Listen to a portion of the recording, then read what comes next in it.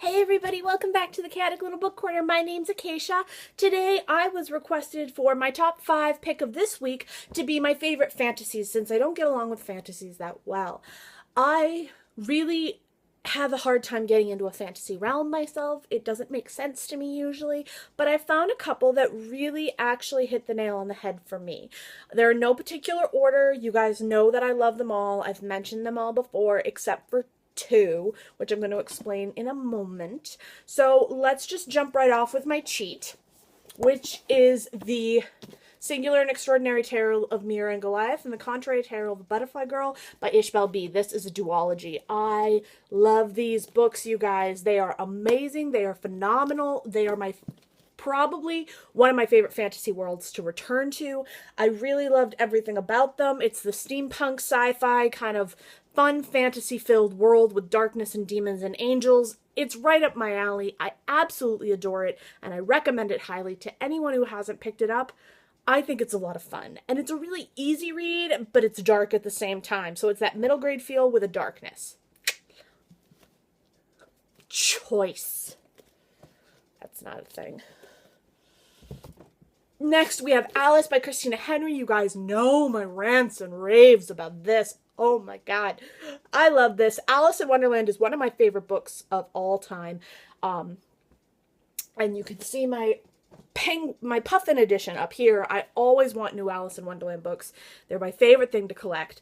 This is beautiful, and I love this book, and I think it's wonderful and different and dark and morbid. A lot of people have been kind of on it, but I personally think it's one of the best interpretations of Alice in Wonderland I've ever come across. The sequel was not as Alice-y, so if you're liking this world but you feel like it's too close to Alice, the sequel comes out on the 12th. It's going to be much more up your alley. Next, you guys know, again, Soulless by Gail Carriger. I'm going to split those around. This is my baby. I love this book so much. I haven't even read this edition because it's so special to me. I mean, and papers. I need to buy the paperback edition of this again to match the rest of my series so that I can reread it because I feel terrible reading this edition. It's too gorgeous. This is the story of Alexis, who is a soulless, which means that if a creature like a werewolf or a vampire touches her, their power becomes obsolete, and she is brilliant, plus size, sassy, wonderfulness. Read her. Kick-ass character. Speaking of kick-ass characters, we have A Natural History of Dragons, Memoir of Lady Trent by Maria Brennan. I loved this. It was amazing and fabulous and wonderful, and it left me wanting more. I have the sequel. It's on my top to read list. But I am obsessed with these books, and I think that they are phenomenal and wonderful, and I can't wait to read the rest of the series. This is one of the first fantasy series I've been able to sink my teeth into in a long time, where I feel like I want to read all of them back to back to back, but I'm holding out. I'm being good. All right, so as far as those are my basics. Then I have this. This is Abarat. This is by Clive Barker. This was a recommendation from Amanda Center. I bought this and the second one. I have cut halfway through this a few times.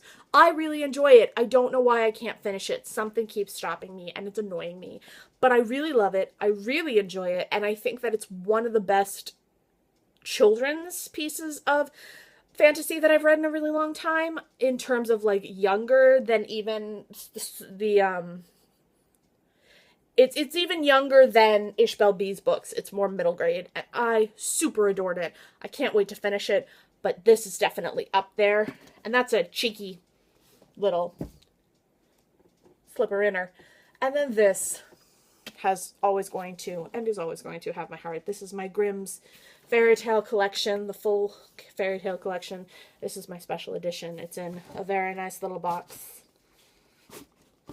and it's just a really, really beautiful edition, and I super love this. If I could get another edition of the Grimm's Fairy Tales, I would, because I just love these so much. I mean the artwork though. Ooh, okay. I just really love this book. But I grew up on fairy tales. That's my fantasy world, is fairy tales, and I super adore them, and I love them, and I probably will never leave them because they have a really special place in my heart. Harry Potter has a special place in my heart, but it's not my all-time favorite fantasy. But it's not my all-time favorite fantasy, sadly. I really love it, but it's for a specific reason. Anyway, that has been my top 5 for this week, which is my top 5 fantasy books that I love, and I will see you guys in my next video. Sorry this was a shorter one. The fantasy thing is just a little harder for me, and those are all books that I've talked about before at length, so I don't know if I want to have them home. If you guys want to hear an in-depth review of any of them, let me know. Happy to do so. I will link the Mira and Goliath review down below.